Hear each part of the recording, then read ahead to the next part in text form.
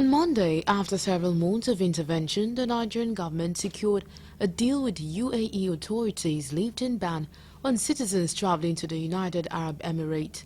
With this latest development, Nigerians wishing to travel to UAE can now secure passport to travel there.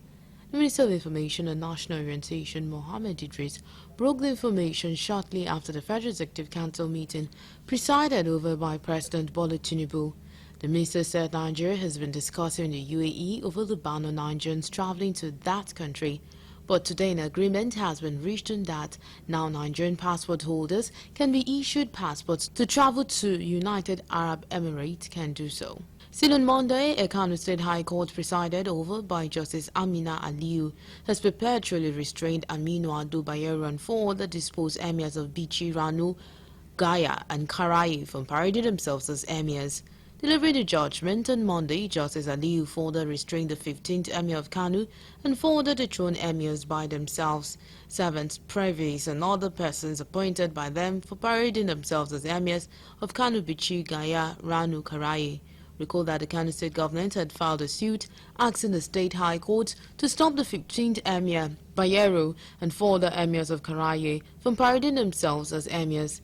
The government also gave the deposed emirs 48 hours within which to vacate their respective palaces after being deposed. However, Justice Aliyu said while delivering the judgment that the issue of evicting the disposed Emir Bayero from his Nasser Amini palace is a rent tribunal matter and is not before it.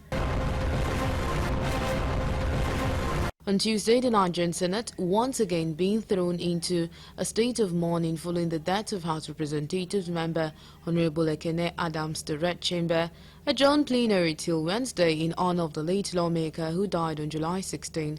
Correspondent Kuluju reported Adams represented Chikun Kajuru, Federal Constituency, Kaduna State in the House of Representatives before his death. Senate's resolution followed the adoption of a motion for adjournment moved by Senate Leader of the Senate Opeyemi Bamidele and seconded by Minority Leader Abamoro. President of the Senate, Godswill Akpabio, said the adjournment was in line with the tradition of the National Assembly to pay last respect to colleagues who passed on. Akpabio also condoled with the House of Representatives family of the deceased member, constituent, government and people of Kaduna over the death of the lawmaker. Still on Tuesday, the National Examination Council withheld the results of 52 candidates put of a total number of 66,931 candidates who sat for the 2024 National Commission Entrance Examination into the Unity Schools in Nigeria. The Minister of State for Education, Dr. Yusuf Sununu, who announced the release of the results of the examination in Abuja, said the exercise was highly competitive. Correspondent Kuluju reports that Sununu disclosed the result of 2 candidates from Lagos State and 50 from Rivers State were withheld by the National Examination Council for various forms of malpractices. He added that investigation is ongoing to determine the level of culpability of the candidates involved in the examination malpractices, but admitted that the result is being withheld. The minister revealed that a total number of 71,291 candidates registered for the examination, while 66,931 sat for the exam and 4,360 candidates were absent. He added that out of the maximum obtainable score of 210, 1 candidate obtained highest score of 203, with 13 candidates obtained the lowest score of 1. On Wednesday, President Bola Tinubu made real one of his major electioneering campaign promises as he launched the commencement of check disbursements to beneficiaries under the Nigerian Education Loan Fund (NELFund). President Tinubu, who was visibly excited at the ceremony, reaffirmed his beliefs in the capacity of education as a sustainable tool for overall development of an individual and the nation. He said with the successful commencement of the initiative, which he described as a game-changer in the nation's educational sector, it behoves all Nigerian students to explore the opportunities provided and change their lives. While addressing State House correspondents after the launch, the MD of NELFund, Akintunde Soya, further hinted that the fund is open to only higher institutions owned by the federal government. Still on Wednesday, the Senate announced the removal of Senator Ali Ndume, representing Borno South Senatorial District, as the chief whip of the Senate, replacing him with his Borno North counterpart, Tahir Munguno. The decision was announced on Wednesday after a letter of complaint against Senator Ndume by the leadership of the All Progressive Congress was read by the President of the Senate, Godswill Akpabio, in plenary. Correspondent Kunuju reports that a letter, which was signed by the National Chairman Abdullahi Ganduje and the Secretary, Senator Ajibola Bashir, explained that Ndume, in his capacity as Chief Whip, was working to bring down the country through his unguarded utterances. When the matter was put to voice vote by Akpabio, members of the APC Senate caucus endorsed Ndume's removal, and he was immediately replaced by Tahir Munguno.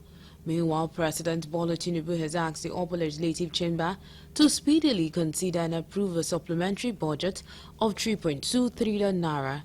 Tinubu's request was read on the floor of the upper legislative chamber by the Senate President Godswill Akpabio.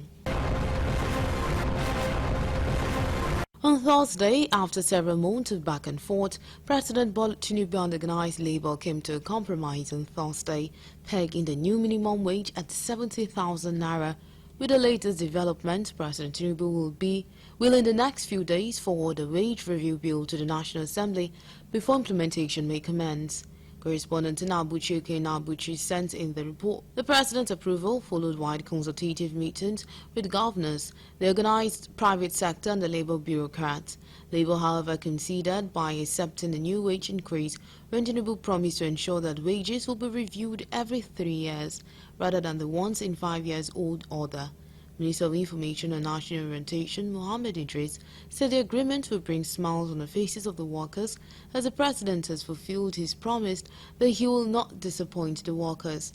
The NLC President Joe Ajero and his TUC counterpart Festus Osifo said what came as most appealing for the workforce was the assurance by the President to effect a 3-yearly review of the wages and the assurance that by next week the bill to amend the minimum wage, shoring it up to 70,000 naira, will most likely go to the National Assembly soon. Still on Thursday, the Joint Admission and Matriculation Board fixed 140 and 100 for admission into universities, polytechnics and colleges of education in Nigeria. The board also disclosed that some tertiary institutions in the country illegally admitted over 1 million students, while 17 years has also been fixed as admission age for students. Correspondent Kunuju reports that at the 2024 policy meeting on admission into tertiary institutions and 4th edition of JAM, National Tertiary Admission Performance Merit Award, the Registrar of JAM, Professor Ishaq Oluide, the board has been able to regularize 600 of the numbers admitted illegally. He added that a lot of students with illegal admission do not have the basic qualification for the course they registered to study. Oluide also announced the admission cut of 140 for applicants seeking admission into university and 100 for those seeking admissions into the polytechnics and colleges of education in Nigeria. On Friday, the Chief of Defense Staff, General Christopher Musa, said security agencies in the country are working seriously to ensure that Nigeria achieves its plan to achieve the targeted 2.1 million barrels daily crude production. General Musa gave the assurance while fielding questions from journalists after a security meeting with President Bola Tinubu at the Presidential Villa Abuja. He said Nigeria relies more on what it produces and their mandate is to restore full production of oil in line with the President's renewed hope agenda. The CDS lamented illegal businesses in the oil sector, saying the military and other security agencies will synergize to ensure that all thieves are arrested and made to face the wrath of the law. He said the President is aware of the ills and cries of host communities and has promised not to let them down. He urged the community to be patient as steps are being taken to address their grievances so that productions will continue. Still on Friday, a Federal High Court in Abuja stopped the Independent National Electoral Commission (INEC) from releasing voters registered to the Rivers State Independent Electoral Commission for the purpose of conducting the forthcoming local government elections in the state. Justice Peter Alifu issued an order of interim injunction against INEC while delivering ruling in a motion ex parte brought before him by the All Progressive Congress. Correspondent Kunuju reports that the motion ex parte was filed on behalf of APC by a team of senior lawyers comprising Joseph Daudu, Sebastian Honorable, and Ugu James Onoja, all senior advocates of Nigeria, and brought pursuant to Section 13 of the Federal High Court Act, Order 26 Rules 1 and 3, Order 28 Rules 1 and 2, and under the inherent jurisdiction of the court as enshrined in Section 6 of the 1999 Constitution. The judges also ordered the Rivers Electoral Commission and Rivers Attorney General from receiving INEC or using parts of the National Voters Register relating to Rivers State to conduct local government elections in the state. And that's all we have on tracking the